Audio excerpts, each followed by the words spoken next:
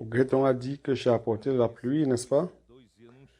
Nous espérons qu'il ne va pas pleuvoir durant ces 2 jours et que lundi, la pluie peut recommencer à tomber. Mais durant ces 2 jours, la pluie du ciel tombera pour arroser la terre. Et la première des choses que je voudrais annoncer par rapport à notre communion d'hier et de ce matin, je voudrais annoncer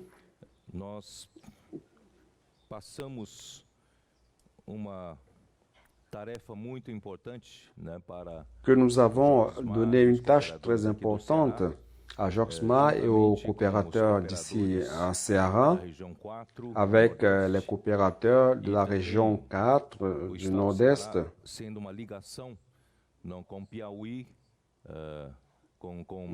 et aussi le stade de Ceará est un lien avec Piauí, Maranhão, Pará,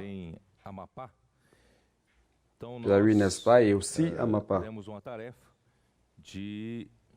Donc nous leur avons donné la tâche de préparer le perfectionnement des leaders dans les églises. Et ces frères ont accompli un bon travail à la fin de l'année dernière. Ils se sont réunis plusieurs fois. Ils ont produit un bon matériel.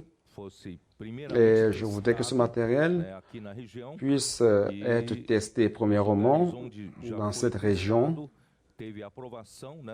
et dans les lieux où il a été déjà testé, les frères l'ont approuvé et nous allons le divulguer en février à la conférence internationale à toutes les églises. Et l'éditeur Avril David va produire le matériel imprimé pour nous aider dans le perfectionnement des leaders. C'est quelque chose qu'on n'accomplissait pas. Aujourd'hui, nous avons, par la grâce de Dieu, 2 volumes, les fondements de la foi chrétienne, et qui se consolident avec les bases de la vérité entre les frères. Les nouveaux frères qui sont introduits dans l'Église sont déjà basés sur les vérités fondamentales. Mais le leadership n'avait pas encore un matériel pour son perfectionnement et maintenant nous allons avoir ce matériel pour le perfectionnement des leaders. Et cela va compléter notre matériel du côté structurel de l'Église. Et avec cela, il va juste nous rester à suivre la parole prophétique jusqu'au retour du Seigneur. Donc nous avons tout le matériel basique nécessaire pour une bonne marche de la vie de l'Église et de l'œuvre du Seigneur. Et à cause de cela, et toutes ces communions, il a été fait en sorte que Ceará puisse s'impliquer davantage avec les frères de la région 4. Et je suis en train d'annoncer l'extension de l'ancienne région 3. Vous ne serez plus la région 3, mais vous allez faire partie de la région 4.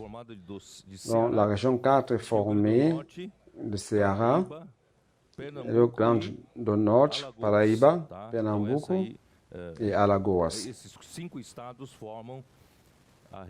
Donc ces 5 États forment la région 4.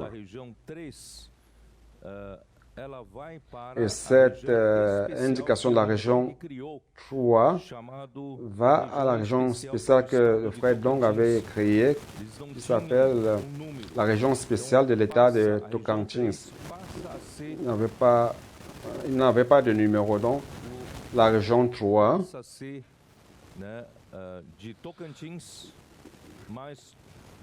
la région 3 sera donc Tocantins, qui va continuer à être connecté avec la région Cone Nord, donc Cone Nord, de ces régions que j'ai citées, Maranhão, Pará, Amapá. Et ils seront donc connectés au Cone Nord. Donc, sur le plan pratique, rien ne change. Ce qui va changer, le plus grand changement, c'est ceci. Vous, le Ceará, vous allez intégrer la région du Nord-Est. la région 4. Donc, je crois qu'avec toutes ces communions, ça va davantage nous donner plus de force dans notre avancée dans l'œuvre du Seigneur. Os irmãos venham aqui. Mas eu não preciso nem pedir agora, né? Eu acho que eu não preciso nem pedir mais, porque já está. Je n'ai pas besoin de demander maintenant, n'est-ce pas? Certo? Non, une fois que cette intégration a déjà été annoncée, n'est-ce pas? Et vous aussi, vous y allez, n'est-ce pas? Donc, nous rendons grâce au Seigneur pour cela. Je crois que tout cela, c'est l'arrangement du Seigneur. L'homme n'a rien fait, c'est le Seigneur qui a tout accompli. Donc, toute la bénédiction, c'est pour l'Église, et tout l'honneur et la gloire pour le Seigneur. Très bien. Donc, ce matin, à la réunion de service, le Seigneur m'a donné un sentiment de renforcer un peu plus quelque chose que vous connaissez déjà peut-être. Mais je voudrais le renforcer davantage avec vous. Je voudrais renforcer avec ce jour l'importance de la parole prophétique. Comme il est important que nous croyons en la parole.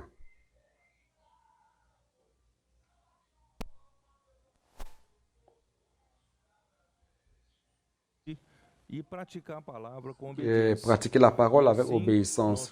Et ainsi, nous allons pouvoir faire la volonté de Dieu et ramener le royaume de Dieu de nouveau sur terre. Donc, je voudrais commencer par vous montrer Hébreux 2. Allons y jeter un coup d'œil.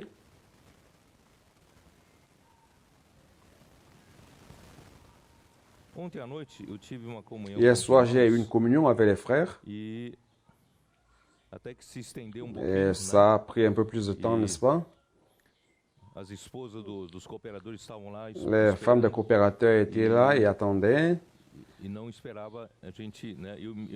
Et j'ai été tellement long. Mais c'était très bien d'avoir eu cette communion. J'ai beaucoup avancé par rapport à la révélation que nous allons voir à partir de maintenant.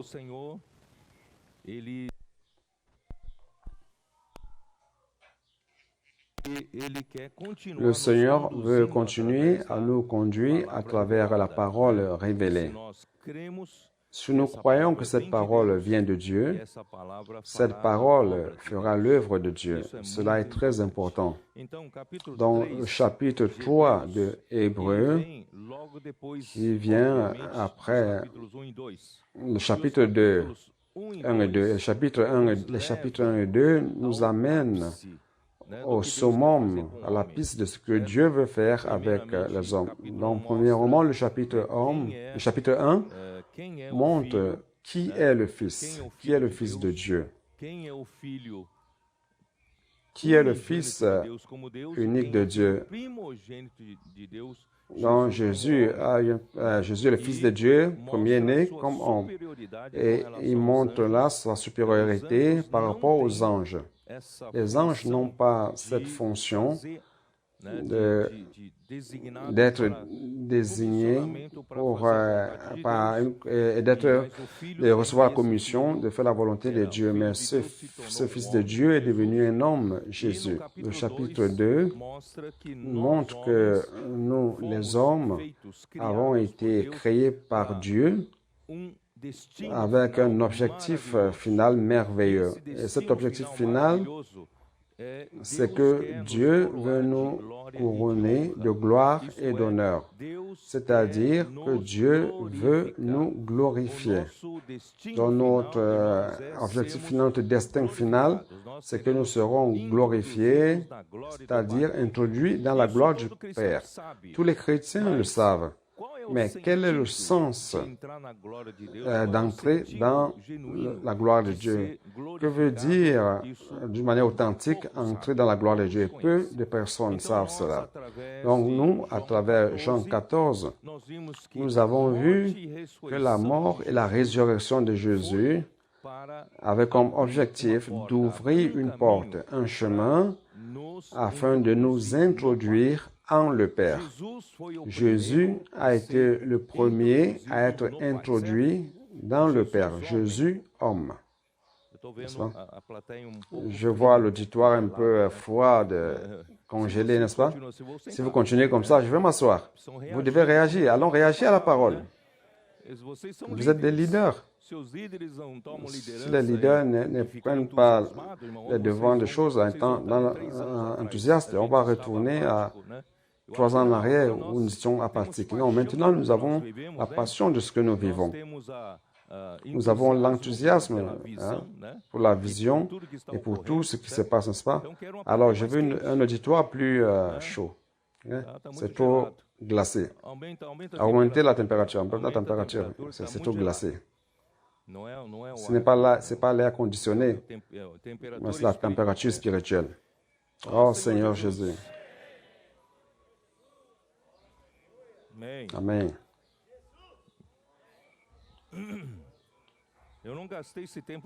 Je n'ai pas perdu tout ce temps venant de São Paulo pour ne pas avoir une réception spirituelle adéquate, n'est-ce pas? Donc, frère, valorisez la parole du Seigneur, valorisez la révélation du Seigneur. Jean 14 nous montre, je n'ai pas le temps de parler, peut-être à la conférence je vais en parler plus, mais Dieu a préparé Jésus et Jésus a vécu une vie humaine parfaite, sans défaut. Il a connu les mêmes difficultés que tous les hommes connaissent. Parfois, les gens croient que Jésus était un super-homme. Non. Dieu l'a fait à propos, comme nous, comme les hommes.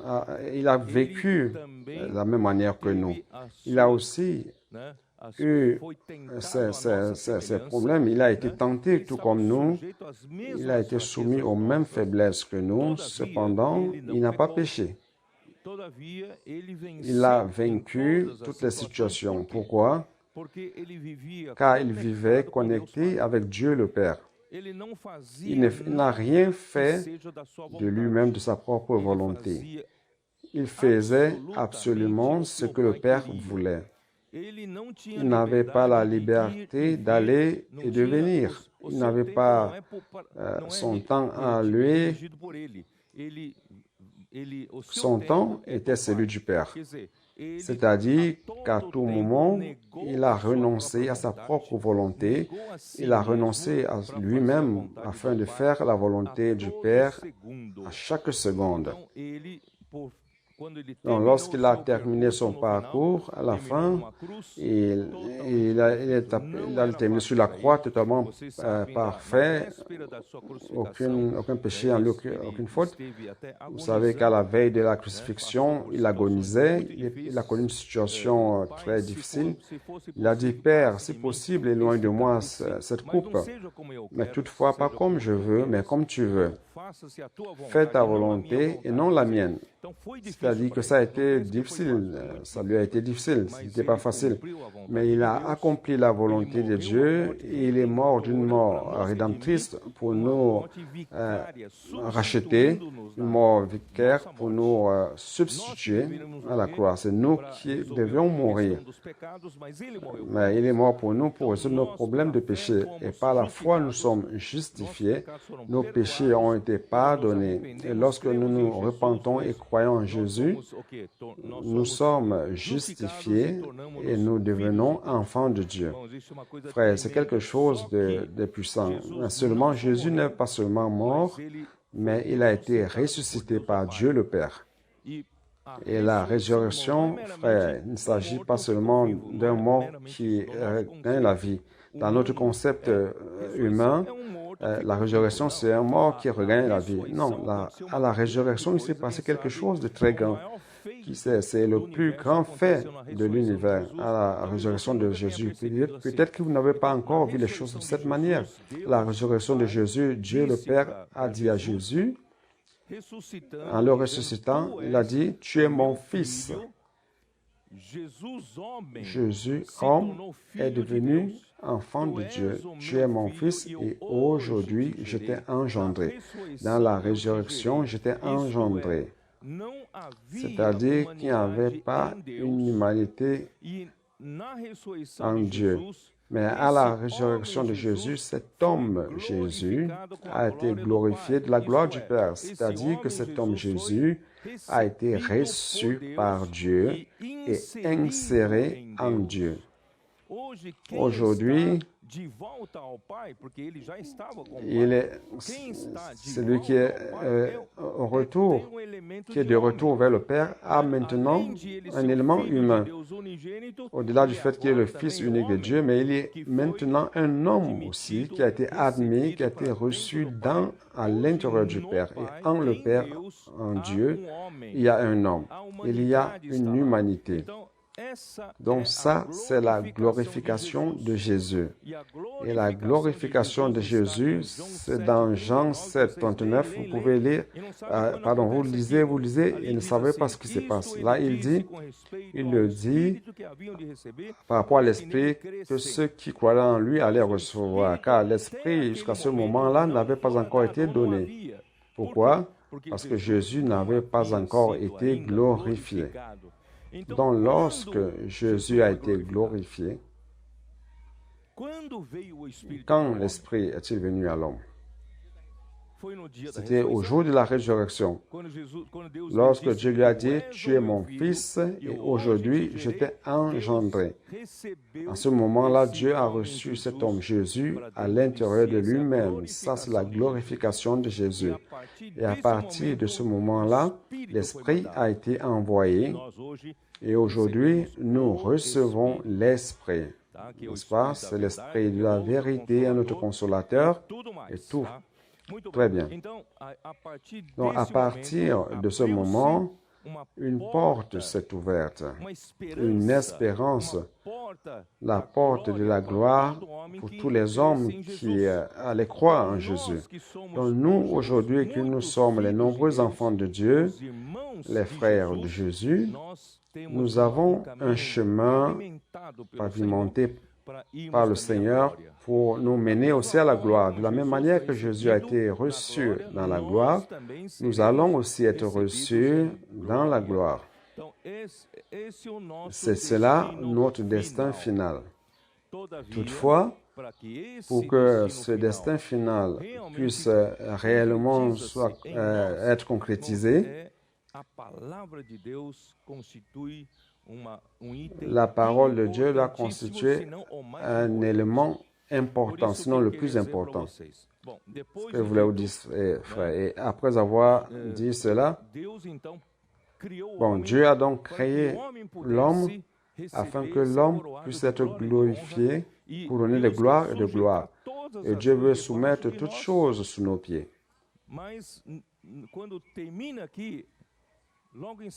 Lorsque ceci est fini, il y a une phrase qui vient. Maintenant, tout n'est pas soumis à l'homme. Parfois, je plaisante en disant que même le chien qui est chez vous ne vous est pas totalement soumis, ou un chat. Donc, nous ne sommes pas encore arrivés à ce stade. Alors, comment allons-nous arriver à ce stade? Sinon, peut-être qu'on ne va jamais par nous-mêmes arriver à ce stade, mais Dieu, grâce à Dieu, il a préparé Jésus, qui est venu, qui a vécu une vie humaine parfaite. Il est mort, il a été ressuscité par Dieu, il a été glorifié, il a été admis à l'intérieur du Père. Et là où il nous a ouvert un chemin afin qu'un jour nous soyons couronnés de gloire et d'honneur. La gloire, c'est pour être reçu à l'intérieur de Dieu. Et l'honneur, c'est de régner avec Christ. Donc, nous, grâce au Seigneur, c'est cela notre destin. Alors, comment vous et moi allons être reçus par Dieu? Dieu est saint, n'est-ce pas? Dieu est amour. Et l'amour agapé est supérieur à toutes sortes d'amour qui existent sur terre. L'amour agapé, c'est l'apanage de Dieu tout simplement, c'est Dieu seul qui l'a. Comment puis-je être reçu par un Dieu saint dont sa propre vie, sa propre nature, lui-même, il est la sainteté. La sainteté ne consiste pas à ne pas faire des choses immorales. Ça n'a rien à voir avec la morale ou l'éthique. La sainteté, c'est Dieu seul qui l'a. Car Dieu est unique.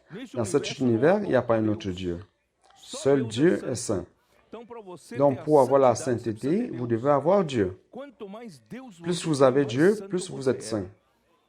Il ne s'agit pas de combien vous pratiquez la morale et l'éthique. Mais plus vous avez des éléments de Dieu en vous, plus saint vous devenez. Alors Dieu doit nous sanctifier.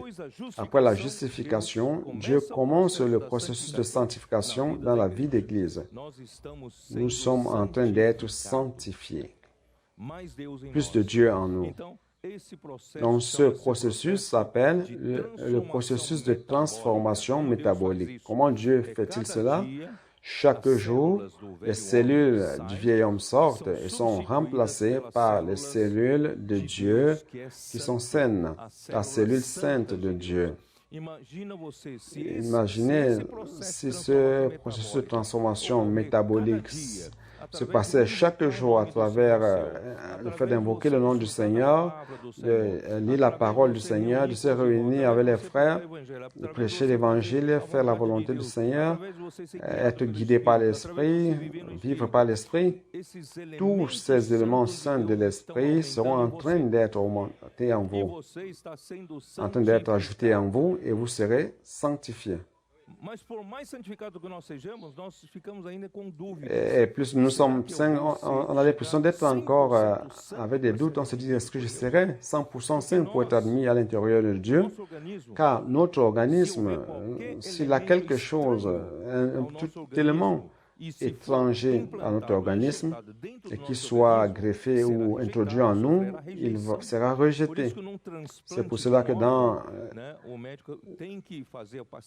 les greffes d'organes, les médecins doivent donner des médicaments contre la réjection, sinon les corps étrangers seront rejetés.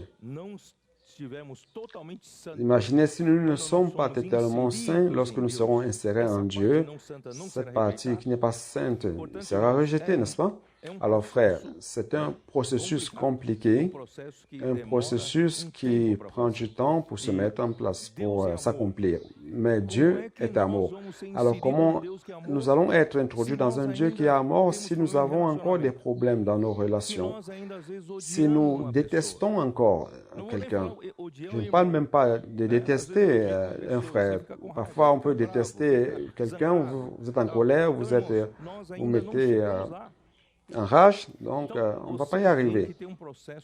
Donc, vous voyez, il y a un processus encore compliqué et distant pour y arriver. Il y a aussi le problème de vérité, de justice, de la pureté, de l'unité. Qui sait, peut-être que j'en parlerai un peu à la conférence. Donc, nous avons encore beaucoup de choses sur lesquelles Dieu doit travailler afin que la glorification s'accomplisse. La glorification est très belle lorsque vous lisez dans la Bible. Un jour, nous, enfants de Dieu, les enfants de Dieu seront manifestés dans la gloire de Dieu. Alléluia! Mais ce n'est pas facile, ce n'est pas ça. C'est facile d'en parler, c'est facile de lire dans la Bible, mais dans la pratique, c'est pas facile. Donc Dieu a un processus encore long à travailler en nous. Donc, alors nous allons nous poser la question de savoir, mais comment Dieu œuvre en nous? Alors le livre d'Hébreux nous donne en vérité le chemin. Hébreux 3, il commence par montrer que Jésus est supérieur à Moïse. Si par la figure de l'Ancien Testament, Moïse a été fidèle à Dieu, conduisant le peuple de Dieu à traverser le désert pour entrer dans la bonne terre de Canaan, nous avons quelqu'un qui est supérieur à Moïse. Et cette personne qui est supérieure à Moïse, c'est Jésus. En d'autres termes, nous avons des difficultés à croire que nous allons arriver, parvenir à ce niveau d'être glorifié en Dieu, d'être inséré en Dieu saint, Dieu qui est amour, qui est unité, Dieu de justice. Nous avons quelqu'un qui est supérieur à Moïse pour nous faire traverser le désert. Vous comprenez? Vous comprenez le livre d'Hébreux maintenant? Le livre d'Hébreux vous montre que, écoutez, cette traversée du désert du peuple d'Israël, c'était une figure. Maintenant, dans la réalité, vous et moi, nous sommes en train de traverser. Nous sommes en train de traverser pour arriver à ce niveau de glorification-là. Vous comprenez? Donc, qu'est-ce qui va se passer? Ici, je vais lire au verset 5 qui dit ceci. Pour Moïse, il a été fidèle dans toute la maison de Dieu comme serviteur pour rendre témoignage de ce qu'il devait être annoncé. Mais Christ l'est comme fils sur sa maison.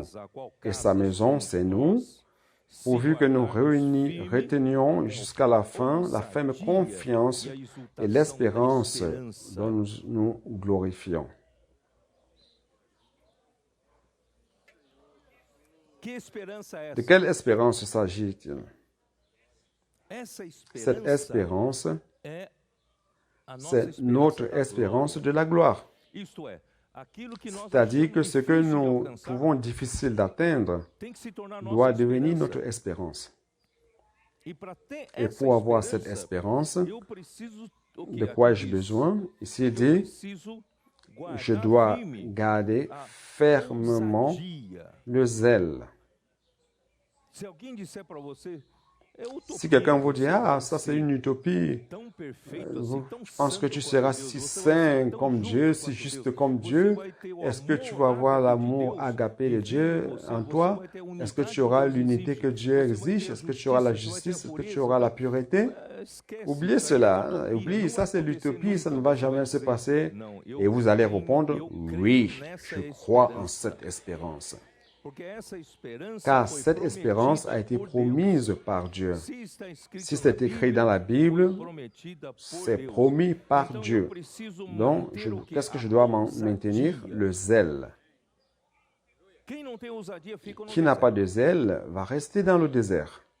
Je ne voudrais pas rester dans le désert. Je veux continuer avec le groupe des vainqueurs, les enfants mâles. Avec le zèle de cette espérance, je voudrais premièrement recevoir cela. La plupart des saints, par le fait de ne pas avoir ce zèle, ont vécu n'importe comment sur cette terre et vont rester dans les ténèbres du dehors. Et ils vont mûrir pendant 1000 ans afin d'y arriver après. Mais moi, je voudrais arriver avant. Je voudrais arriver 1000 ans avant eux. Pour cela, frère, nous devons maintenir le zèle. Il ne s'agit pas du zèle pour faire des choses mauvaises, mais du zèle par rapport à cette espérance. Pendant que les autres n'y croient pas, moi j'y crois.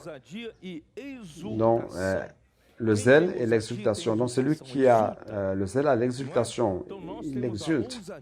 Donc, nous avons le zèle et l'exultation. Nous nous réjouissons dans cette espérance. Cette espérance de la gloire nous motive. Si vous avez réellement vu cette espérance, vous ne pouvez pas vivre d'une manière déprimée. Vous ne pouvez pas vivre d'une manière découragée.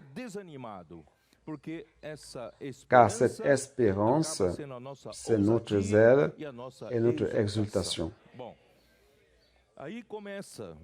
Dans le verset 7, c'est pourquoi, selon ce que dit le Saint-Esprit, aujourd'hui, si vous entendez sa voix, n'endurcissez pas vos cœurs, comme lors de la révolte, le jour de la tentation dans le désert, où vos pères me tentèrent pour m'éprouver. Et ils virent mes œuvres pendant 40 ans. Vous vous rendez compte qu'il commence en disant ceci. Aujourd'hui, si vous écoutez sa voix, n'endurcissez pas vos cœurs. Que veut dire écouter sa voix ou entendre sa voix? C'est la parole. La parole. Et vous devez croire que cette parole qui vient jusqu'à vous, c'est la voix de Dieu. Car il est difficile de croire. Lorsque Dieu parle, Dieu m'a parlé directement, j'y crois. Mais lorsque Dieu a parlé directement par Moïse devant le peuple a été surpris, a eu peur. Dieu a commencé à parler à Moïse devant le peuple comme cela, à travers des éclairs, le tonnerre, des voix, ces bruits de trompette, et le peuple a eu peur. Le peuple a eu peur et a dit à Moïse, écoute Moïse, ce n'est pas nécessaire de nous torturer. Nous ne supportons plus tout cela. Que Dieu parle à toi et toi tu nous le transmettras. Tu transmettras tout ce que Dieu dira, nous le ferons. C'est pas ça a commencé comme cela? Alors à partir de cela, Dieu a commencé à parler à Moïse et Moïse transmettait la parole de Dieu.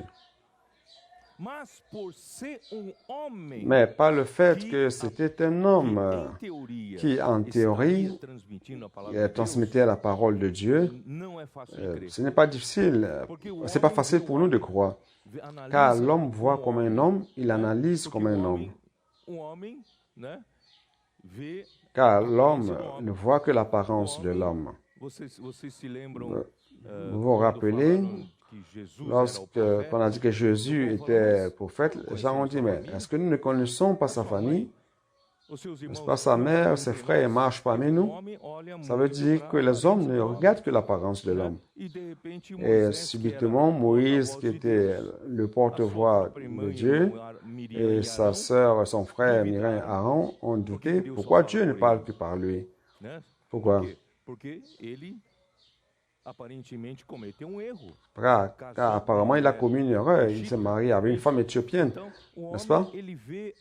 Alors, l'homme ne voit que l'apparence de l'homme et il ne parvient pas à croire que lorsque cet homme parle de la part de Dieu, c'est la voix de Dieu. C'est cela notre difficulté. Donc, il est difficile, très difficile de croire en l'envoyé de Dieu. C'est pour cela que Jésus répète, afin que le monde croie que tu m'as envoyé, n'est-ce pas? Car Jésus a connu les mêmes difficultés que Moïse a connues. De faire le peuple croire qu'il était la voix de porte-parole de Dieu, le prophète de Dieu. C'est cela notre difficulté.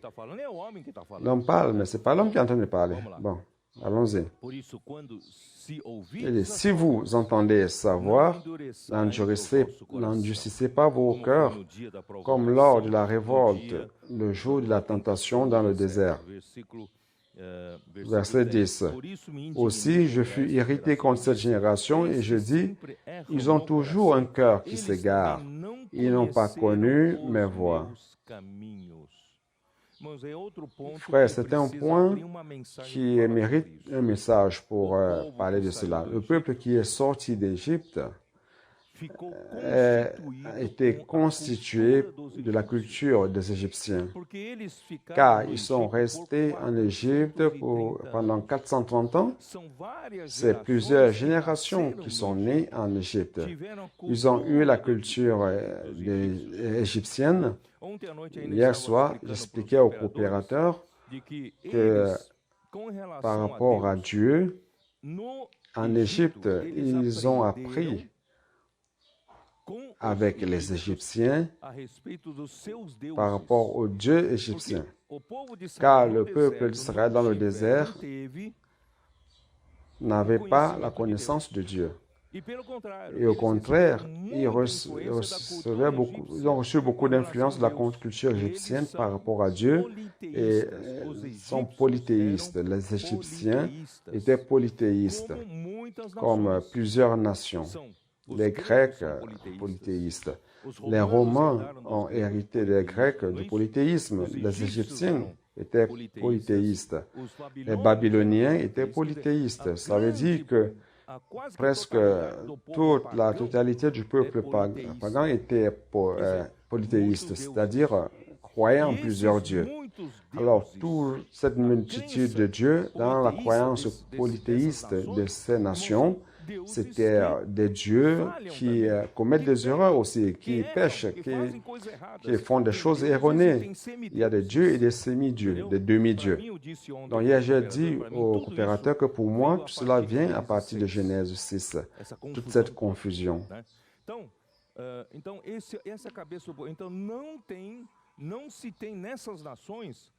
Donc, il n'existe pas dans ces nations un concept d'un Dieu unique et véritable créateur de l'univers. Ils croient en plusieurs dieux qui se trompent et ces dieux ont une grande puissance sur un certain sujet. Par exemple, il y a les dieux de la richesse. Donc, si vous voulez être riche, vous devez adorer ce Dieu-là. Ils ont des dieux de calamité. Si vous voulez que vos champs, vos cultures n'aient pas de calamité, vous devez adorer, offrir des sacrifices à ces dieux. C'est comme cela que cela marchait. Et aujourd'hui, pardonnez-moi de dire ceci, certaines pratiques, même dans le catholicisme, sont semblables à cela, n'est-ce pas? Donc, nous n'avons pas ce concept. Notre concept, c'est celui du Dieu unique. Si bien que Paul est allé à Athènes, vous vous en rappelez? Qu'est-ce qu'il a dit? Quand il est arrivé, il a dit qu'il existe un Dieu, créateur des cieux et de la terre. Donc, c'est un Dieu unique. N'est-ce pas? C'est en lui que nous existons et nous survivons en lui. Frère, les Égyptiens n'avaient pas ce concept. Et le peuple qui est sorti d'Égypte avait aussi cette même pensée. Ils pensaient que le Dieu des Hébreux, c'était encore un autre Dieu parmi tant d'autres dieux. Les Égyptiens avaient leur Dieu et maintenant les Hébreux ont cet autre Dieu, mais un peu comparable aux autres dieux qu'ils avaient. Donc, ils ne connaissaient pas un Dieu unique et ils ne connaissaient pas le chemin de Dieu. Deux choses différentes. Une est de connaître quelqu'un tel quel, ses caractéristiques, son caractère, sa nature, n'est-ce pas? Et une autre chose est de connaître les manières dont la personne fait des choses. Il fait comme ceci, il aime faire comme cela.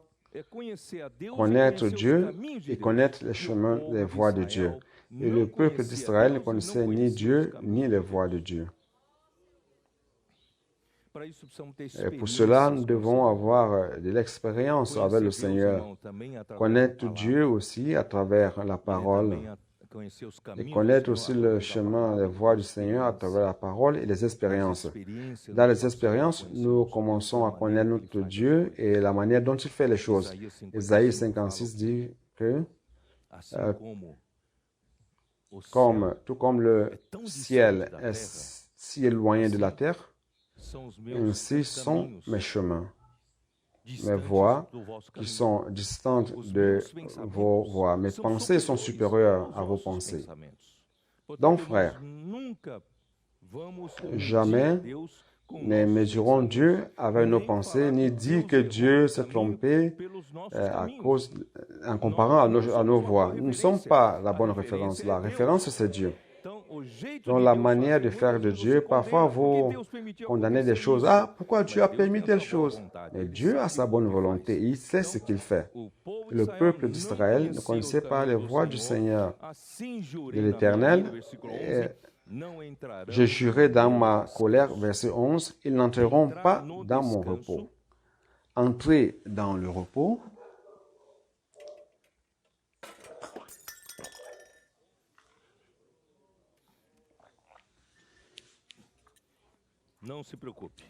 Ne vous faites pas de soucis.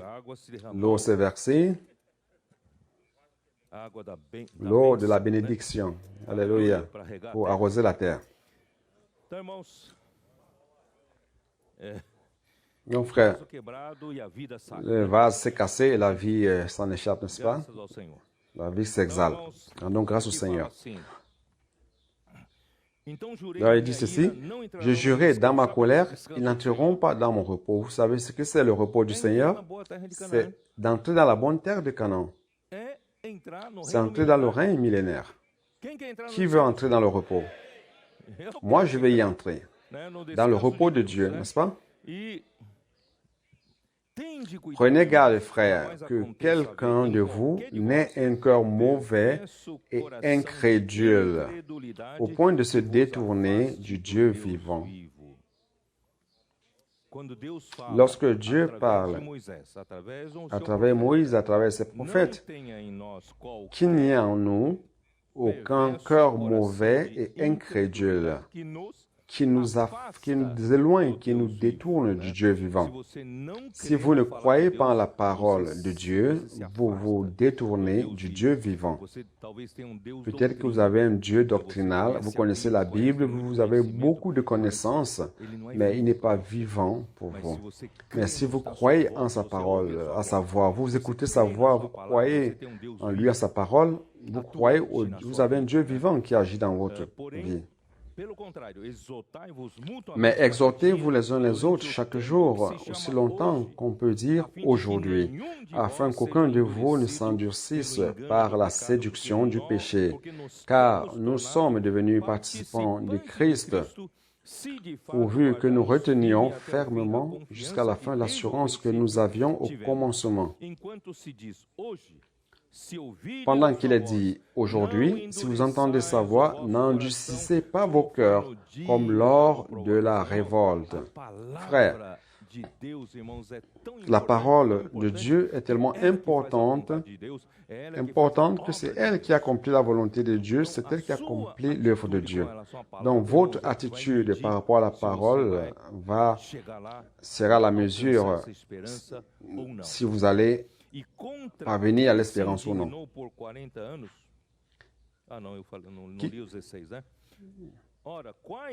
Je parlais le 16 dans le 16, qui furent en effet ceux qui se révoltèrent après l'avoir entendu, sinon tous ceux qui étaient sortis d'Égypte sous la conduite de Moïse, et contre qui Dieu fut-il irrité pendant 40 ans, sinon contre ceux qui péchaient et dont les cadavres tombaient dans le désert. Donc, si vous ne croyez pas, vous allez tomber dans le désert. Et à qui jura-t-il qu'il n'entrerait pas dans son repos, sinon à ceux qui avaient désobéi? Vous comprenez? Je lis tout cela afin que vous vous rendiez compte que cette première génération qui est sortie d'Égypte et dans le désert n'est pas entrée dans la bonne terre de Canaan pour deux raisons. Quelles sont ces deux raisons? La première, c'est l'incrédulité et la désobéissance. L'incrédulité par rapport à la parole de Dieu. L'incrédulité par rapport à la voix de Dieu et la désobéissance vient comme la conséquence. Si vous ne croyez pas, vous n'obéissez pas, n'est-ce pas? Et c'est dit aussi, voyons-nous qu'ils n'aient pu y entrer à cause de leur incrédulité. Lorsque je lis sous un aspect négatif, je transporte à l'opposé. C'est-à-dire que si je vois que leur problème, le fait de ne pas entrer dans la bonne terre, c'est à cause de l'incrédulité et l'obéissance, la désobéissance, alors je vais penser à l'opposé. Donc ils auraient pu entrer dans la bonne terre de Canaan s'ils avaient cru et étaient obéissants. Donc ce que Dieu exige de vous et moi, ce ne sont pas des choses absurdes. Ce ne sont pas des choses impossibles de parvenir. Donc, seuls ceux qui vont entrer, en pensant que ceux qui vont entrer dans la bonne terre, c'est ceux qui sont supérieurs, top, qui ont fait des masters, des diplômes et tout ça là. Mais non, ce sont les gens qui sont simples. Il suffit de croire et d'obéir à la parole, vous comprenez? Donc, jamais ne dites, car il y a déjà deux sœurs qui sont venues à moi lorsque j'ai parlé des révélations de Jean 14 à 17. Deux sœurs sont déjà venues me voir séparément et on dit, frère, cela est merveilleux, tout ce que tu as dit est merveilleux. Mais je pense que ce n'est pas pour nous. C'est pour vous qui êtes devant. J'ai dit, si ce n'est pas pour vous, alors c'était pour personne, n'est-ce pas? Alors, c'est ce que le Seigneur a dit, si ce n'est pas pour vous, ce n'est pour personne non plus. Ce n'est pas pour ceux qui ont fait des post-doctorats ou les personnes les plus élevées de l'humanité. Sinon, Nicodème serait là, au devant, dans le royaume des cieux. Mais non, c'est bien sûr pour vous. Mais vous devez découvrir le chemin. Et c'est quoi le chemin? Le chemin, c'est croire et obéir. Et croire en quoi? Croire en la parole. Croire en la parole, n'est-ce pas? Dans le chapitre 4, je vais terminer rapidement pour continuer. Créons donc, tandis que la promesse d'entrer dans le repos subsiste encore, il y a une promesse, la promesse de la glorification. De notre glorification, c'est la promesse d'entrer dans le repos. Vous le saviez? Qu'aucun de vous ne paraisse être venu trop tard. Car cette bonne nouvelle nous a été annoncée aussi bien qu'à eux. Mais la parole qui leur fut annoncée ne leur servit de rien, parce qu'elle ne trouva pas de la foi chez ceux qui l'entendirent. C'est-à-dire que la même parole vient à chacun de nous. Ça dépend de votre attitude. Si cette parole sera profitable pour vous ou non. Comment la parole du Seigneur vient à moi et apporte un bénéfice, c'est lorsqu'elle est accompagnée par la foi. Je dois exercer la foi et croire, n'est-ce pas? C'est pour cela qu'il dit que le zèle et l'exultation donnent l'espérance. Je dois avoir ce zèle. Je ne dois pas mesurer en moi-même.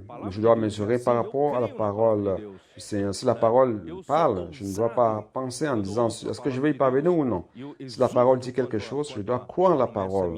Je suis zélé lorsque j'écoute la parole du Seigneur et j'exulte lorsque la promesse m'est donnée. Donc, frère, allons découvrir ce chemin. En fait, je suis en train de vous aider à trouver ce chemin du succès, ce chemin qui vous amènera à y parvenir, à régner avec le Seigneur, à être glorifié avant le millénaire, afin que nous recevions le prix, la promesse, la récompense de régner avec le Seigneur dans ce repos qu'est le millénaire. Donc, ce repos, c'est le millénaire et la grande partie du peuple de Dieu, frère, qui n'aura pas réussi à entrer dans le repos, ne va jamais entrer dans le repos de 1000 ans. Ils entreront après. C'est vrai que les nouveaux cieux et la nouvelle terre, la nouvelle Jérusalem, sera aussi un repos éternel avec Dieu. Mais le repos proprement dit sera Dieu. Comment c'est? Dieu a travaillé 6 jours et s'est reposé le 7e. Et ce 7e, c'est le millénaire. Ce sont les 1000 ans. C'est la récompense pour ceux qui, aujourd'hui, ont le zèle et l'exultation de l'espérance. Aujourd'hui, ils ne sont pas indolents comme les autres. Ils croient en la parole du Seigneur, ils pratiquent la parole du Seigneur, ils obéissent à la parole avec simplicité et obéissance, n'est-ce pas? Donc, je suis en train de vous montrer comment trouver le chemin. Ouais. Donc, nous qui avons cru, nous entrons dans le repos, selon qu'il a dit, j'ai juré dans ma colère, ils n'entreront pas dans mon repos. Il dit cela, quoique ses œuvres eussent été achevées depuis la création du monde.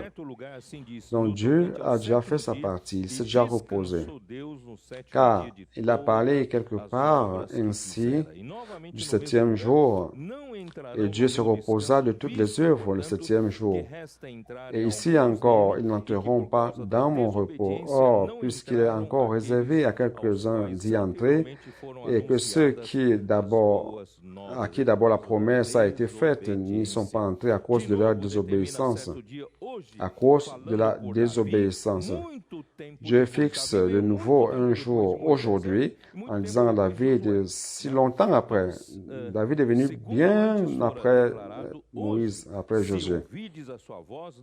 Comme il est dit plus haut, aujourd'hui, si vous entendez sa voix, n'endurcissez pas vos cœurs. Ceci a été dit à David plusieurs années après. Car si Josué leur eût donné le repos, il ne parlerait pas après cela d'un autre jour. Donc il ne s'agit pas de l'entrée physique dans la terre de Canaan. Cela fait référence à la bonne terre de Canaan spirituelle. Il y a donc un repos de sabbat réservé au peuple de Dieu. Donc, frère, il nous revient de lutter pour entrer dans ce repos.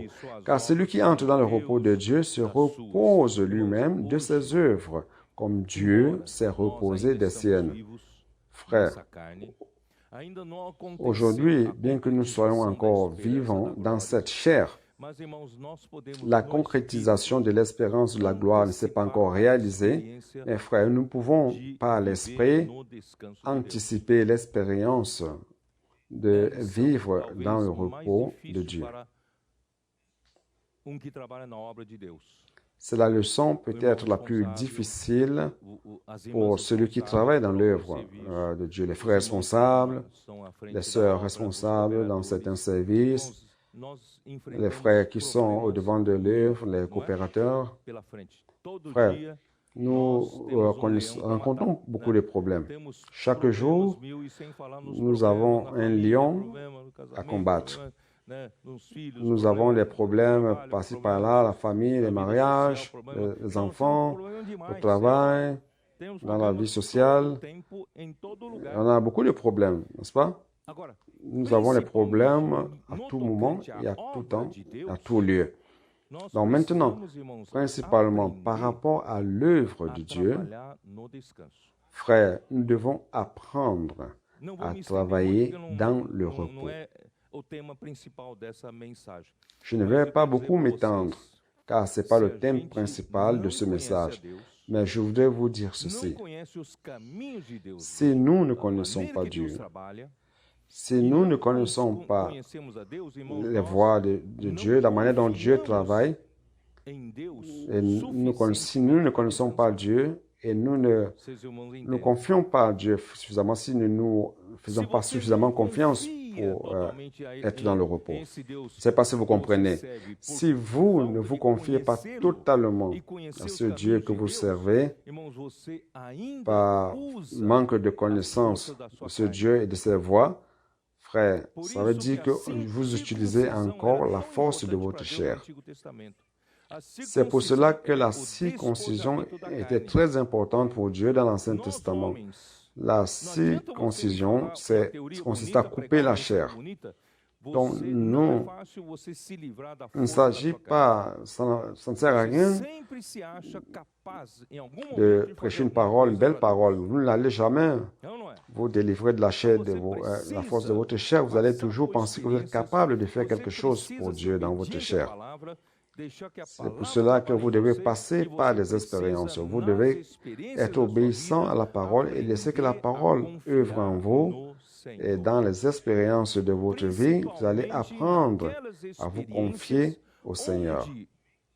Principalement dans ces expériences où vos forces finissent, où vous n'avez plus de voies de sortie, où toute votre force naturelle s'est complètement épuisée et vous n'avez plus rien, vous n'avez plus de ressources, ni de pour sortir de cela.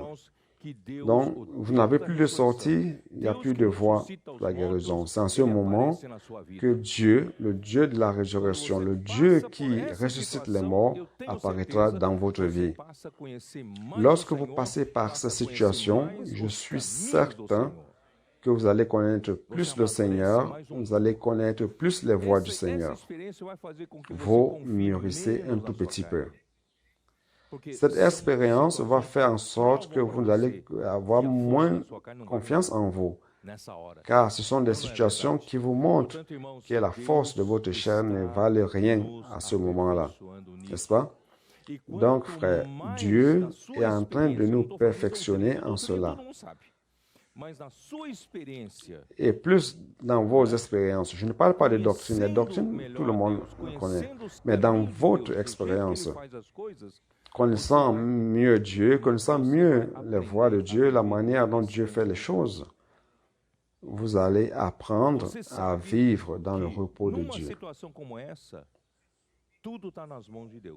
Savez-vous que dans une situation comme celle-ci, tout est dans la main de Dieu? L'œuvre de Dieu dans laquelle je suis impliqué, à laquelle je suis impliqué, c'est de Dieu. Si Dieu permet que telle ou telle chose se passe, je dois être obéissant à Dieu et être fidèle. Mais à l'un de cela, ce n'est pas moi qui fais les œuvres, mais c'est Dieu qui fait les œuvres. Donc, ça ne sert à rien de s'épuiser émotionnellement pour supporter les situations. Je ne sais pas, frère, si vous comprenez ce que je veux dire.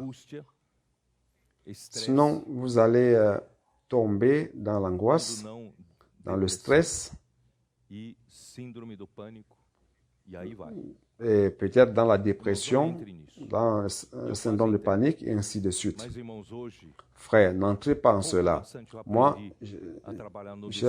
j'y suis presque entré. Mais aujourd'hui, j'ai appris un tout petit peu à travailler dans le repos de Dieu. Sinon, dû au poids de la responsabilité, j'aurais déjà pu être écrasé. Mais merci à Dieu par l'expérience que nous avons. Dans notre quotidien, dans le service que nous rendons au Seigneur, nous connaissons davantage Dieu et nous connaissons les voies de Dieu et nous apprenons à nous confier en Dieu. Nous savons quelle est notre part à laquelle nous devons être fidèles et le reste revient à Dieu. C'est Dieu qui fait les choses. Donc, frère, j'ai beaucoup de pression, c'est vrai, mais je travaille dans le repos de Dieu. C'est pour cela que lorsque Dieu s'est mis en colère contre le peuple dans le désert qui a fait un veau d'or, Dieu, dans son indignation, a dit, « Je vais exterminer ce peuple. Je vais faire de ta descendance, parlant à Moïse, je ferai de ta descendance une autre nation qui entrera dans la bonne terre de Canaan. » Moïse a dit non. La promesse que tu as faite était avec Abraham, Isaac et Jacob. Ce n'était pas avec Moïse. Alors tu dois aller et tu dois amener ce peuple. Et Dieu a dit, d'accord. D'accord, comme tu m'as rappelé mes promesses, je vais donc conduire ce peuple à la bonne terre de Canaan, mais moi-même, je n'irai pas. Je vais envoyer un ange. Il va amener, conduire ce peuple. Et Moïse était désespéré à dire, si ta présence ne va pas avec nous, dans le verset suivant, il dit, si ta présence ne va pas avec moi, ne nous fais pas quitter ce lieu. Ça veut dire que je ne partirai pas d'ici. Non, frère, sans la présence de Dieu, c'est terrible de travailler pour le Seigneur. Nous ne supportons pas. Nous n'avons pas cette capacité d'accomplir quoi que ce soit sans la présence de Dieu. C'est pour cela que Dieu l'a fait promettre à Dieu. Dieu a dit, ma présence ira avec toi et je te donnerai du repos. Ceci a encouragé Moïse. Et ceci aussi m'a encouragé, frère. Si ce n'était pas cette parole, frère, je n'aurais jamais reçu cette responsabilité. Donc, frère, c'est très important d'apprendre cela. Si la présence du Seigneur n'est pas avec nous, ça ne sert à rien de faire quoi que ce soit. C'est le Seigneur qui fait les choses. Nous sommes tout simplement des canaux, nous sommes tout simplement des instruments entre ses mains. Vous comprenez, frère? C'est Dieu qui fait les œuvres et nous utilise comme il veut. Donc, frère, cette présence de Dieu, c'est un signe de ce que nous sommes l'Église du Seigneur. Les choses se passent. Ces dernières années, beaucoup de choses se passent à travers le colportage dynamique, la prédication de l'Évangile. Puis-je prier pour vous, les témoignages, les miracles, les personnes qui sont sauvées du suicide. Donc, beaucoup de choses se passent, frère. C'est que le Seigneur est avec nous. Parce que Moïse a dit au Seigneur, quelle est la différence entre nous et les autres peuples? La différence, c'est que le Seigneur marche avec nous. Si le Seigneur retirait sa présence de nous, nous serons comme les autres peuples, comme n'importe quel peuple. Donc, frère, nous sommes un peuple différent. Pourquoi? Ce n'est pas parce que nous sommes plus forts, ou plus sages, ou plus capables. Non. C'est parce que nous avons la présence du Seigneur. Donc, frère, jamais ne laisser la présence du Seigneur nous quitter. Il doit marcher avec nous et les choses s'accompliront et couleront comme des rivières. N'est-ce pas, les choses se passent comme des rivières? Non, nous ne nous usons pas, l'Esprit est avec nous. Donc apprenons à travailler dans le repos afin qu'un jour nous puissions entrer dans le repos définitif, le repos permanent dans le millénaire et après le millénaire pour toute l'éternité future. Donc, frère, où suis-je? Verset 11. Efforçons-nous donc d'entrer dans ce repos afin que personne ne tombe en donnant le même exemple de désobéissance. Donc, une fois de plus, il rappelle que la parole de Dieu, c'est l'élément le plus important. Car la parole de Dieu est vivante et efficace, plus tranchante qu'une épée quelconque à deux tranchants, pénétrante jusqu'à partager âme et esprit, jointure et moelle, elle juge les sentiments et les pensées du cœur. Frère, la parole de Dieu est tellement vivante et efficace et ne vous laisse pas dans le doute. Si vous accomplissez quelque chose par l'esprit ou par votre âme, il va apporter le discernement des pensées. Car l'homme est tellement compliqué, n'est-ce pas? Des lèvres, du bout des lèvres, il dit qu'il aime le Seigneur, il sait la pureté de cœur, mais ses pensées sont autre chose. Mais la parole de Dieu est vive et efficace et parvient à discerner ces choses. Nulle créature n'est cachée devant lui, mais tout est à lui et à découvert aux yeux de celui à qui nous devons rendre compte. Nous tous, nous allons rendre compte un jour au Seigneur, n'est-ce pas? Juste après, je vais juste lire. Ayant donc Jésus, le Fils de Dieu, comme grand souverain sacrificateur qui a traversé les cieux, demeurons fermes dans la foi que nous professons.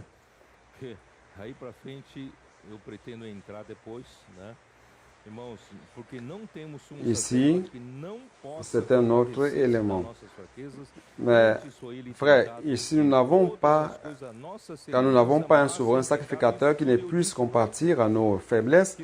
Au contraire, il a été tenté comme nous en toutes choses, sans commettre de péché. Et vous dit cela que, de la part de Dieu, Dieu a préparé ce souverain sacrificateur selon l'ordre de Melchizedek et qui a vécu comme homme ici sur terre. Il peut compatir à nos faiblesses. Il a été tenté à toutes choses comme nous, sans commettre de péché. Approchons-nous donc avec assurance du trône de la grâce afin d'obtenir miséricorde et de trouver grâce pour être secourus dans nos besoins. En d'autres termes, Dieu vous a donné une promesse, n'est-ce pas? Dieu n'a-t-il pas promis qu'il va vous glorifier à la fin du processus? Pas seulement vous individuellement, mais nous tous collectivement comme Église. Alors, si Dieu a promis cela, il va l'accomplir. De la part de Dieu, il a tout préparé pour accomplir.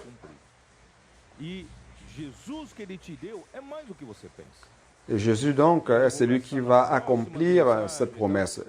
Et Jésus qui vous a donné est bien au-delà de ce que vous pouvez imaginer. Durant les prochains messages, je vais parler à propos de cela. Il y a encore beaucoup de choses à développer. Dieu a préparé un Jésus qui répond à tous vos besoins pour vous amener jusqu'à la gloire. Dieu a tout préparé. Mais quant à vous, quelle est votre contrepartie. super capaz. Não, Deus não espera. Dieu n'exige pas que vous soyez un super expert, que vous soyez quelqu'un de grande capacité. Dieu exige tout simplement deux choses de vous, croire et obéir.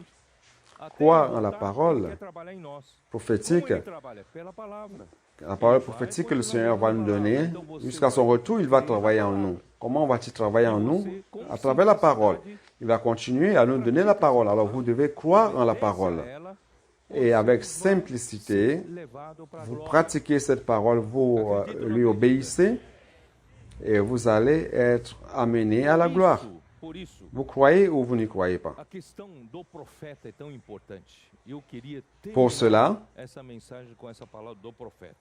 le point du prophète est très important. Je vais terminer ce message avec cela. Dans l'Ancien Testament, en Deutéronome 18,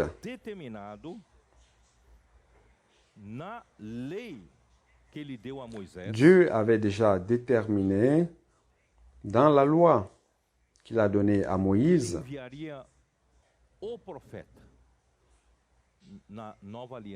qu'il allait envoyer le prophète dans la Nouvelle Alliance, dans le Nouveau Testament, lorsque la réalité de l'ombre viendrait. Dans Deutéronome 18:15 dit ceci: L'Éternel, ton Dieu, te suscitera du milieu de toi, d'entre tes frères, un prophète comme moi. Vous l'écouterez. Celui qui écoute la parole de ce prophète verra l'œuvre de Dieu s'accomplir et faite. Et celui qui ne croira pas et qui le rejettera, va souffrir les conséquences par rapport à Dieu et il va perdre toutes les promesses de la bénédiction. Dans le verset 18, je leur susciterai du milieu de leurs frères un prophète comme toi, je mettrai mes paroles dans sa bouche et il leur dira tout ce que je lui commanderai. Donc vous comprenez que ce prophète sera suscité du milieu du peuple, sera semblable à Moïse. C'est pour cela, frère, que ce n'est pas facile, car vous êtes en train d'écouter la parole de Dieu de par votre semblable. Pourquoi Dieu parle par lui? C'est comme cela que Aaron et Mariam ont douté. Dieu ne parle pas-il aussi par nous? Vous voyez, c'est difficile de croire, frère. Mais il dit, je mettrai dans sa bouche mes paroles. Donc ce prophète n'a pas la liberté de professer ses propres paroles. Et il leur dira tout ce que je lui commanderai. Donc c'est moi qui commande. Ce prophète va professer des paroles que j'aurai mises dans sa bouche. Et il dira ce que je lui commanderai, ce que je lui ordonnerai. Donc, frère, un prophète n'a pas la liberté de dire ce qu'il veut. Il doit dire ce que le Seigneur veut. Jean chapitre 6. Juste rappeler, frère, que cette partie de Deutéronome fait partie de la loi de Moïse. C'est la loi. Donc les Juifs connaissent cette loi.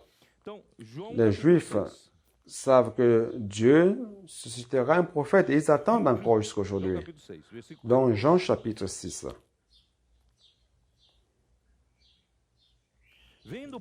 Jean chapitre 6, verset 14.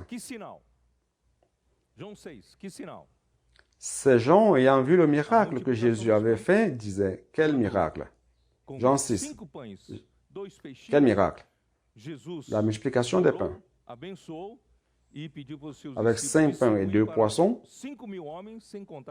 Jésus a prié, il a béni, il a demandé aux disciples de distribuer à 5 000 personnes, 5 000 hommes, sans compter les enfants et les femmes.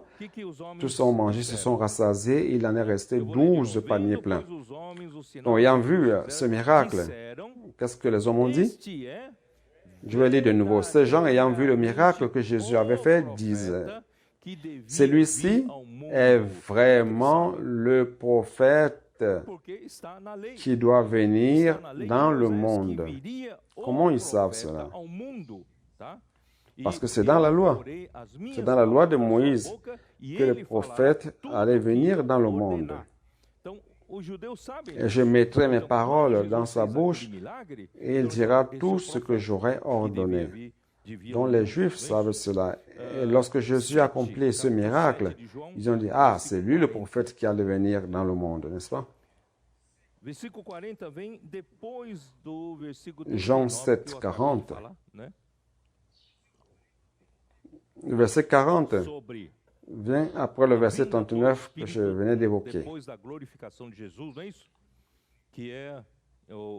Sur la venue de l'Esprit après la glorification de Jésus. N'est-ce pas? Au dernier jour de la fête des tabernacles. Donc, les gens de la foule, ayant entendu ces paroles, disaient: celui-ci est vraiment le prophète. En faisant référence à Deutéronome 18 dans la loi de Moïse. Donc, d'autres disaient: c'est le Christ, et d'autres disaient: est-ce bien de la Galilée que doit venir le Christ? Donc, on va à Jean chapitre 1, verset 21. Então lhe perguntaram: quem és? Pois, és tu Elias? Et lui demandèrent: quoi donc? Es-tu Élie? Et il dit: je ne le suis point. C'est référé à Jean-Baptiste, ok? Es-tu le prophète? Et il dit: non. Pourquoi pose-t-il ces questions? Car il connaissait la loi, il savait qu'ils attendent la venue de ce prophète. Le peuple juif attend la venue de ce prophète. Donc, si quelqu'un vient sur terre et qui fait des signes, des miracles que l'homme ne peut pas commettre, l'homme ordinaire ne peut pas commettre, alors ils essaient de savoir si c'est le prophète ou non. On va à Jean 5, 46.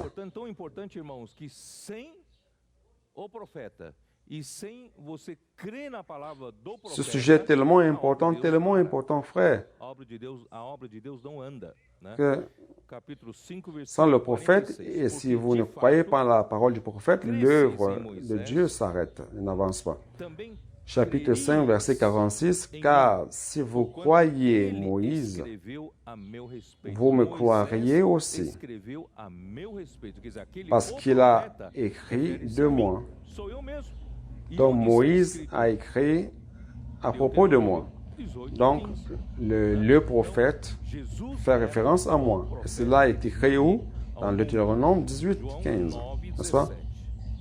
Donc, Jésus était le prophète qui allait venir dans le monde. Jean 9, 17.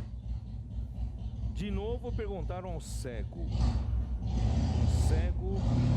de nascença, né? Jesus o curou. Et ils dirent encore à l'aveugle, un aveugle né, n'est-ce pas? Jésus l'a guéri le jour du sabbat, et les Juifs étaient indignés car il a guéri un aveugle le jour du sabbat. Et ils dirent encore à l'aveugle: toi, que dis-tu de lui? Sur ce qu'il t'a ouvert les yeux? Il répondit: c'est un prophète. Il a dit: mais c'est le prophète que vous attendez, qui est venu. Et ils se sont mis en colère. Les Juifs ne crurent point qu'il fût était aveugle et qu'il eut recouvré la vue jusqu'à ce qu'il eusse fait venir ses parents. Il les interrogeait, disant, « Est-ce là votre fils que vous dites être né aveugle? Comment donc voit-il maintenant? » Ses parents répondirent, « Nous savons que notre fils, nous savons que c'est notre fils et qu'il est né aveugle. Mais comment il voit maintenant? On lui a ouvert les yeux. C'est ce que nous savons. Interrogez-le lui-même. Ils avaient peur des Juifs. Et il a l'âge et il parlera de ce qui lui concerne.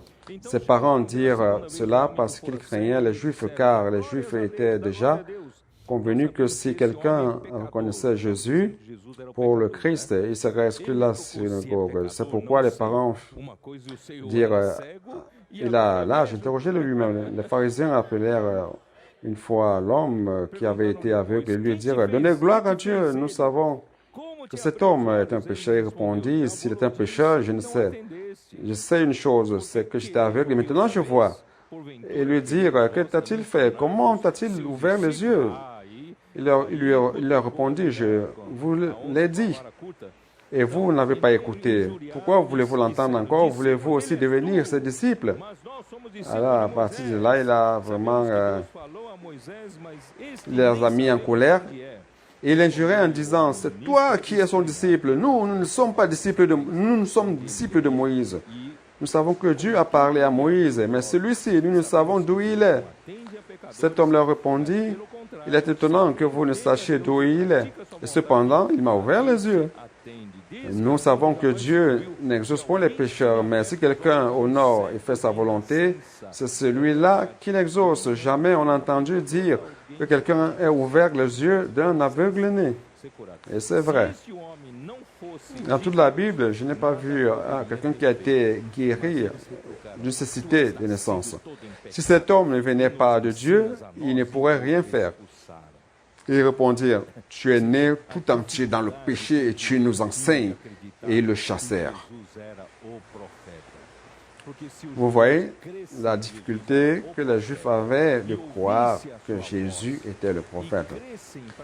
Car si les Juifs croyaient que Jésus était le prophète et écoutaient sa parole, et crurent et pratiquaient ça, et qu'il eût pratiqué, Israël serait autre chose aujourd'hui. Il n'aurait pas pu être rejeté, il n'aurait pas été rejeté. Il n'aurait pas rejeté Jésus et il n'aurait pas été rejeté dans la Nouvelle Alliance. Donc vous voyez un peu par rapport au prophète. Maintenant, je vais retourner de nouveau à Deutéronome 18 pour vous lire autre chose. Retournons à Deutéronome 18.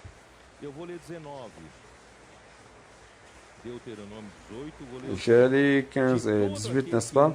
Je vais lire 19. Deutéronome 18, je vais lire le 19.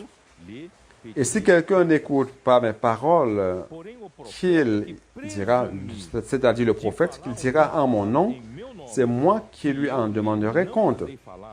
Mais le prophète qui aura l'audace de dire en mon nom une parole que je ne lui aurais point commandé de dire, ou qui parlera au nom d'autre Dieu, ce prophète sera puni de mort. Donc si quelqu'un dit que je suis le prophète de Dieu, je professe la parole de Dieu, et que ce n'est pas une parole que Dieu a dite, ce prophète va mourir. Peut-être diras-tu dans ton cœur, comment connaîtrons-nous la parole que l'Éternel n'aura point dite? C'est-à-dire, comment je vais identifier, comment je vais tester, comment je connaîtrai que ce prophète vient du Seigneur ou non? Quand ce que dira le prophète n'aura pas lieu et n'arrivera pas, ce sera une parole que l'Éternel n'aura point dite. C'est par audace que le prophète l'aura dite. N'aie pas peur de lui.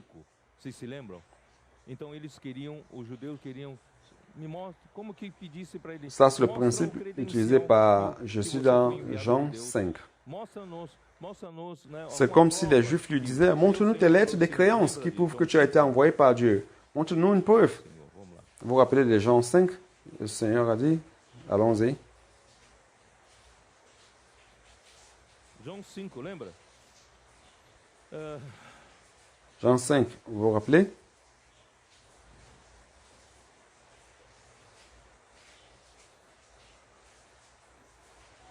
João 5, versículo 31. Se eu testifico a respeito de mim mesmo, Jean 5, 31. eu não posso ficar dizendo eu sou o profeta que devia vir ao mundo. Si c'est moi qui rends témoignage de moi-même, mon témoignage n'est pas vrai. Je ne peux pas dire, ah, je suis prophète, je suis prophète. Donc si c'est moi qui rends témoignage de moi-même, mon témoignage n'est pas vrai. Il y en a un autre qui rend témoignage de moi, et je sais que le témoignage qu'il rend de moi est vrai. Vous avez envoyé vers Jean, et il a rendu témoignage à la vérité. Là, les Juifs ont dit, ah, il se réfère à Jean-Baptiste qui rendrait témoignage de ce qu'il est le prophète qui allait venir dans le monde. Pour moi, ce n'est pas d'un homme que je reçois le témoignage, mais je dis ceci afin que vous soyez sauvés. Dieu l'a dit, ce n'est pas Jean-Baptiste. Ce n'est pas un autre homme qui va rendre témoignage de moi. De ce que je suis un prophète de Dieu. Je dis cela afin que vous soyez sauvés. C'est-à-dire sauvés de toutes sortes de mensonges qui viendront par la suite. Vous savez, quelqu'un peut dire, il peut donner un témoignage de l'autre. Vous imaginez plusieurs faux prophètes vont apparaître. Il suffit de s'entendre avec les uns les autres pour dire, ah, celui-ci est un prophète, celui-ci est un prophète. Est-ce que cela prouve qu'il est prophète? Non. Alors, quelle est la preuve? Alors, le verset 36. Mais j'ai un témoignage plus grand que celui des gens, car les œuvres que le Père m'a donné d'accomplir, ces œuvres même que je fais, témoignage de moi que c'est le Père qui m'a envoyé. Donc, vous comprenez, frère? Donc, ce qui donne réellement le témoignage de ce qu'un prophète est réellement envoyé par Dieu, ce sont les œuvres que Dieu donne, commissionne à ce prophète. Et lorsqu'il parle, et l'œuvre est accomplie. Donc, cette même œuvre qui est exécutée venant de la parole de Dieu, cela témoignage que le prophète, cela témoigne, pardon, que le prophète vient de Dieu. Et Jésus, c'était comme cela avec Jésus. Alors il dit, le Père qui m'a envoyé a rendu lui-même témoignage de moi. Vous n'avez jamais entendu sa voix, vous n'avez point vu sa face. Et sa parole ne demeure point en vous, parce que vous ne croyez pas à celui qui l'a envoyé. Frère, c'est très sérieux. Jésus était le prophète envoyé par Dieu. Les Juifs n'y ont pas cru.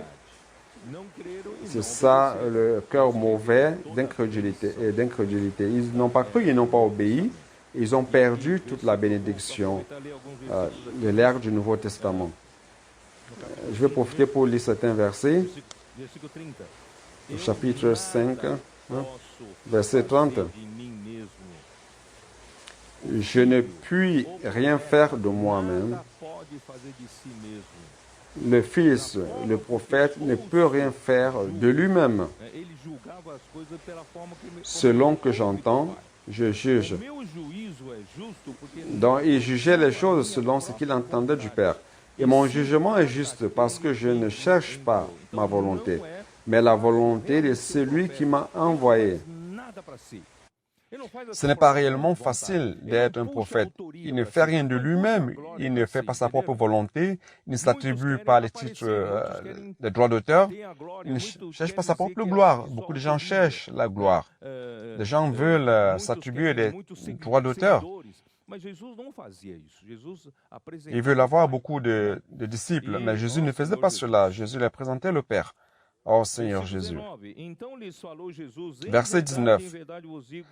Alors Jésus leur dit,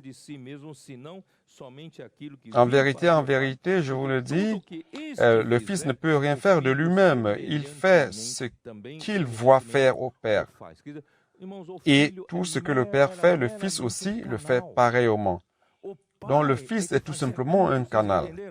C'est le Père qui faisait tout, vous comprenez? C'est le Père qui parlait à travers lui, le Père lui mettait les paroles dans la bouche.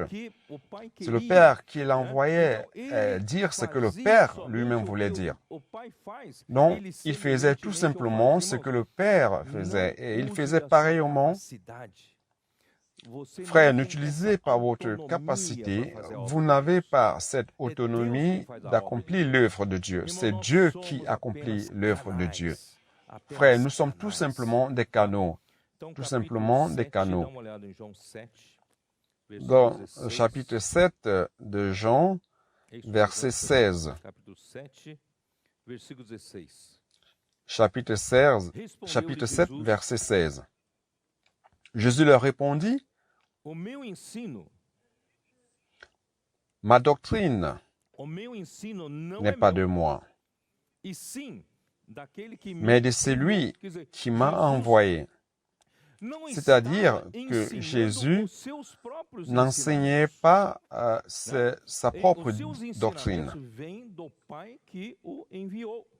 Ces enseignements venaient du Père qui l'a envoyé. Si quelqu'un veut faire sa volonté, il connaîtra si ma doctrine est de Dieu ou si je parle de mon chef.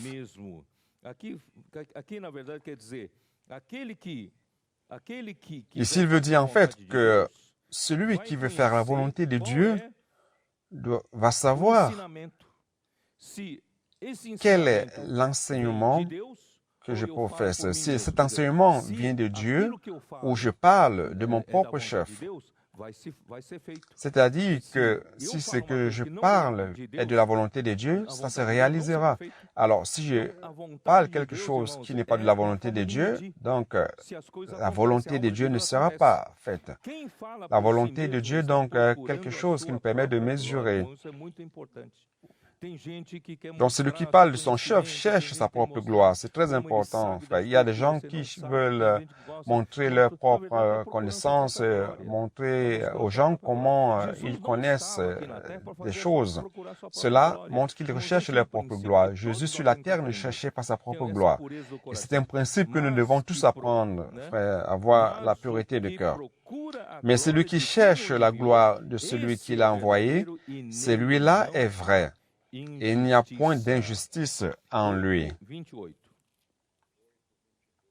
8, 28.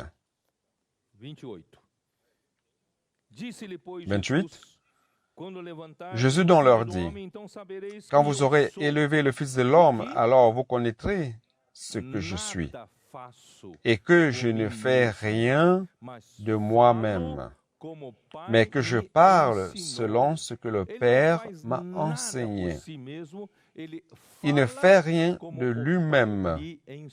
Il parle comme le Père l'a enseigné. Et celui qui m'a enseigné est avec moi, et il ne m'a pas laissé seul, parce que je fais toujours ce qui lui est agréable. Il n'est pas tout simplement un enregistreur ou un haut-parleur, mais le Père qui fait les choses est avec lui. Ce prophète qui veut professer la parole de Dieu ne doit pas rechercher sa propre gloire. Il ne doit pas rechercher sa propre volonté. Il n'a pas l'autonomie de faire ou de dire ce qu'il veut. Il doit faire ce que le Père veut et la parole que Dieu veut professer. Et non tout simplement un enregistreur, mais il parle avec Dieu en lui. C'est Dieu en lui qui parle à travers lui. Vous comprenez, frère? Oh, Seigneur Jésus.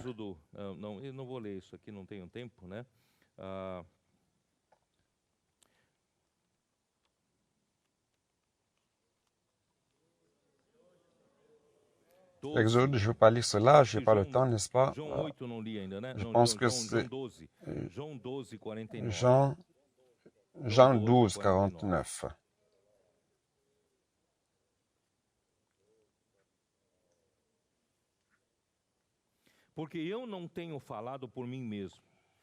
car je n'ai point parlé de moi-même, mais le Père qui m'a envoyé m'a prescrit lui-même ce que je dois dire et annoncer. Et je sais que son commandement est la vie éternelle. C'est pourquoi les choses que je dis, je les dis comme le Père me les a dites. Ok? Donc on va à 14, 10.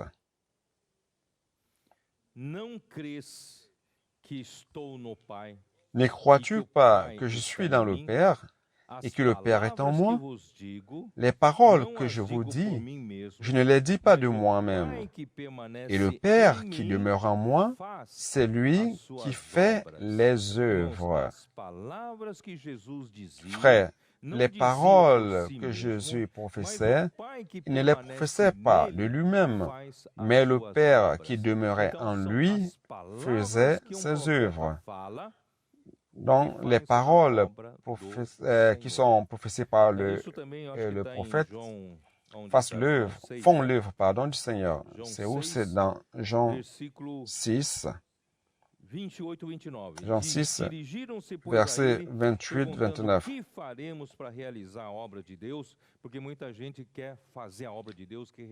Il lui demandait, que devons-nous faire pour accomplir l'œuvre de Dieu?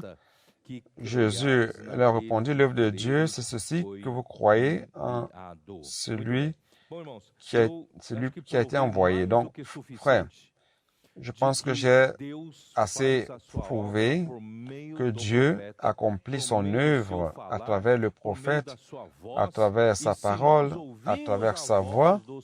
Et si nous écoutons la voix du Seigneur et que nous croyons et obéissons, frère, l'œuvre de Dieu sera faite au milieu de nous.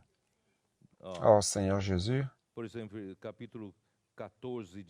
par exemple, chapitre 14 de Jean,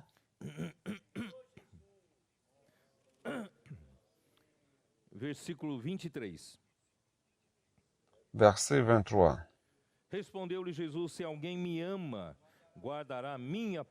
Jésus lui répondit, si quelqu'un m'aime, il gardera ma parole, et mon Père l'aimera.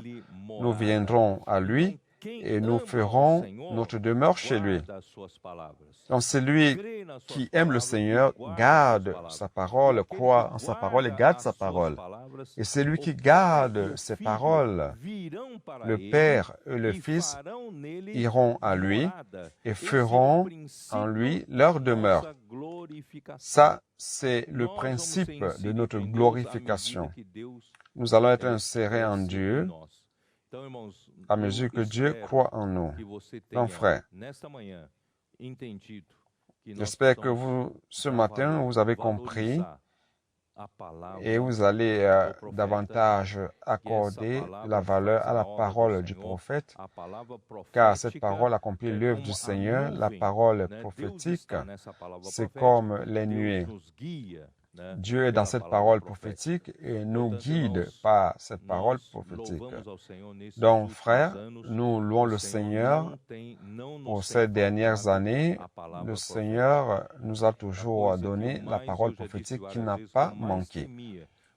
J'ai dit que avec le départ du frère, dont la chose dont j'avais peur, c'est que nous n'ayons plus la parole prophétique et que cela nous laisse sans direction et tournant en rond dans le désert. Mais merci au Seigneur car il a été fidèle envers nous et il a continué à nous révéler et à nous donner la parole prophétique. Et à travers cette parole prophétique, frère, l'œuvre de Dieu s'accomplit au milieu de nous. Beaucoup de choses se sont passées. Les églises sont réanimées, renouvelées, et l'œuvre du Seigneur est en train d'avancer à travers cet instrument. Le colportage dynamique est en train d'avancer. Je ne sais pas si vous savez, nous avons déjà un nombre impressionnant de livres distribués. L'année dernière, en 2019, l'éditeur Avril David a imprimé et distribué 1 380 000 livres. Frère, c'était quelque chose qui, avant, on ne pouvait même pas imaginer. Nous n'avons jamais pensé que nous serions capables de faire cela. Cela montre que c'est 1 380 000 semences qui ont été semées. Frère, ces semences sont encore latentes. Et ça peut apparaître à tout moment. Par exemple, à travers d'un livre. Par exemple, la semaine dernière, je suis allé en Europe.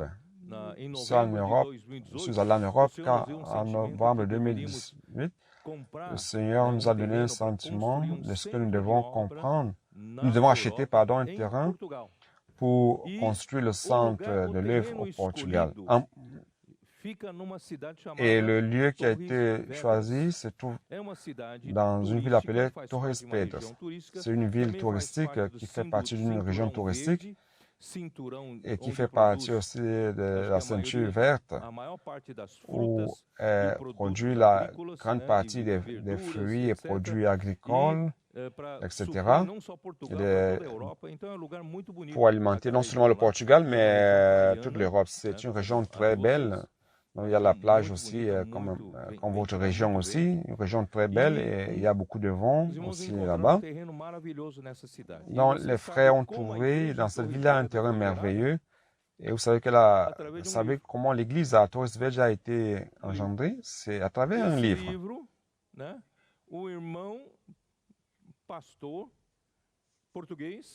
Et ce livre, il y a un frère pasteur portugais qui a vu le livre, quelqu'un lui a présenté le livre, il a aimé le titre, il a lu, et il y avait un passage qui parlait de l'économie de Dieu. Il a dit, je dois apprendre à gérer mes finances. Alors il a acheté le livre pour savoir comment gérer les finances d'un chrétien. Et il a lu, il n'y a rien à voir avec ce que j'attendais. Il a donc mis le livre de côté. Jusqu'à ce qu'un jour, la semence a germé. Un jour, il allait lire 2 Timothée.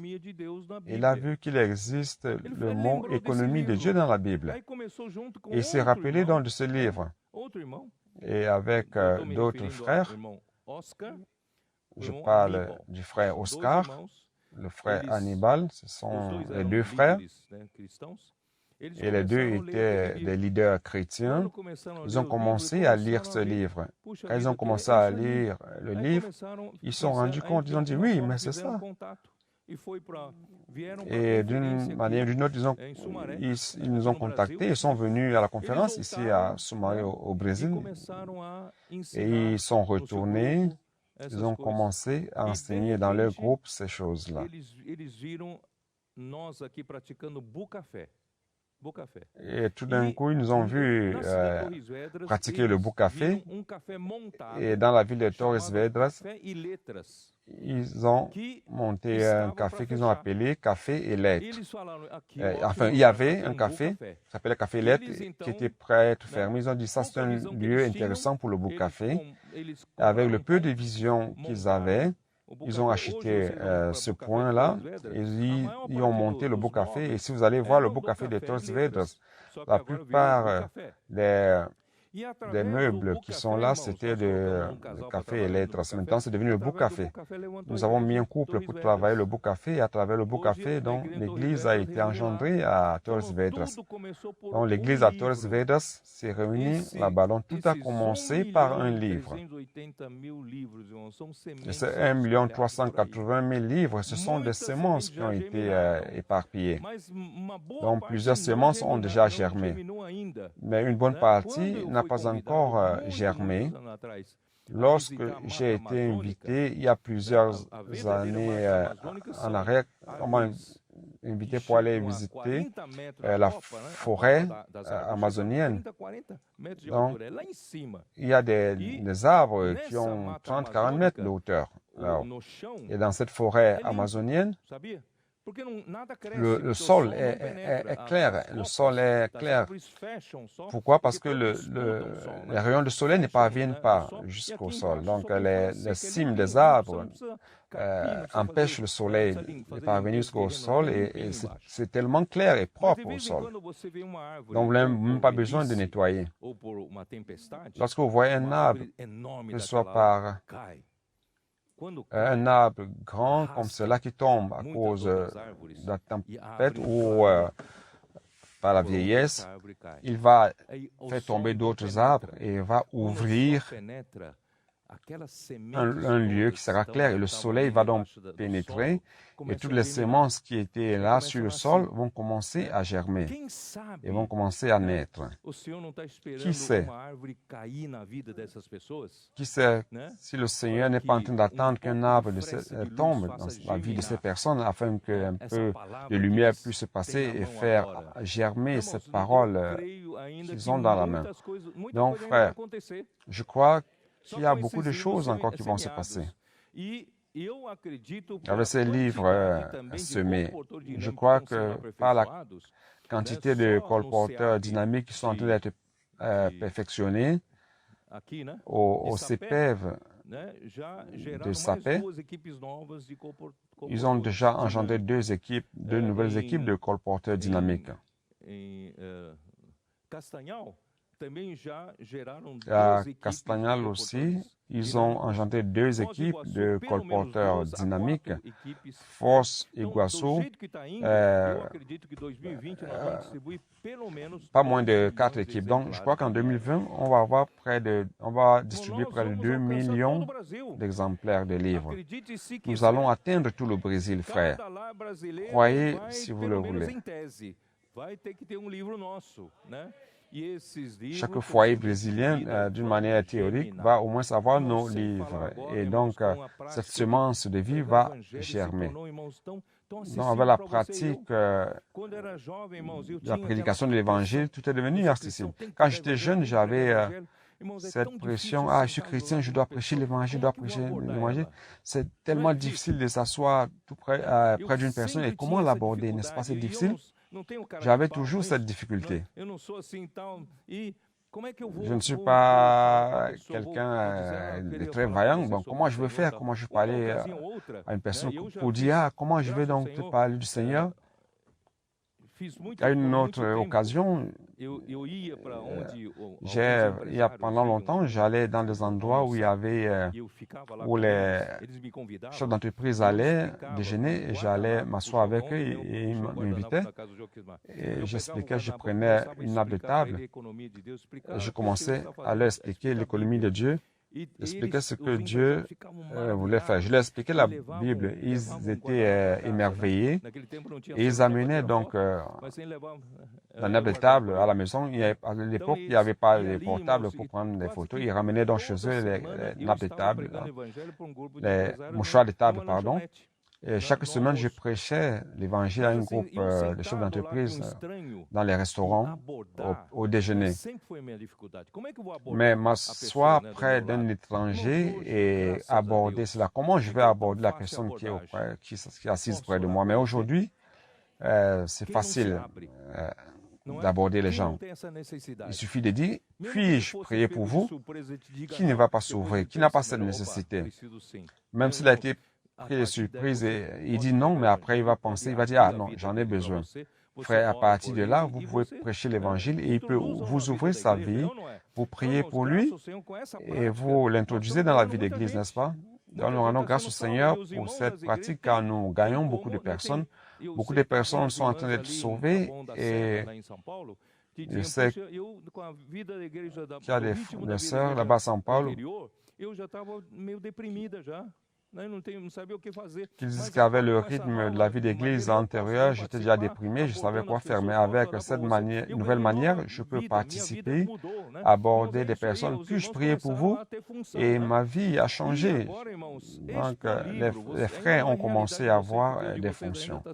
Donc maintenant, Expo Livre, pour vous, ce n'est pas encore une réalité, car votre Expo Livre est en train d'être réformé, mais dans le sud-est et le sud, l'Expo Livre est en train d'avoir beaucoup de succès.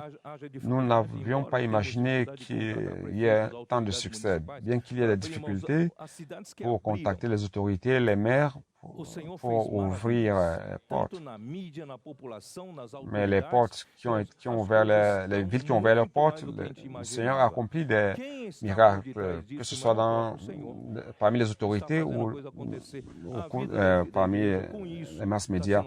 Donc c'est le Seigneur qui fait cela. La vie d'Église, avec cela en train d'être renouvelée, les groupes familiaux sont en train d'être renouvelés aussi. Et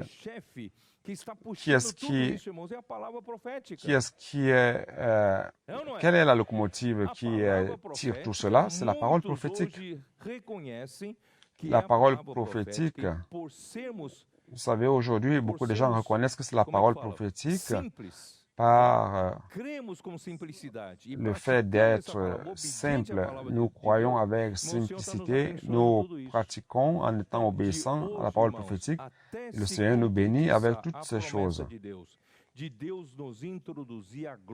Donc, à partir d'aujourd'hui jusqu'à l'accomplissement de la promesse de Dieu, il nous introduit dans la gloire.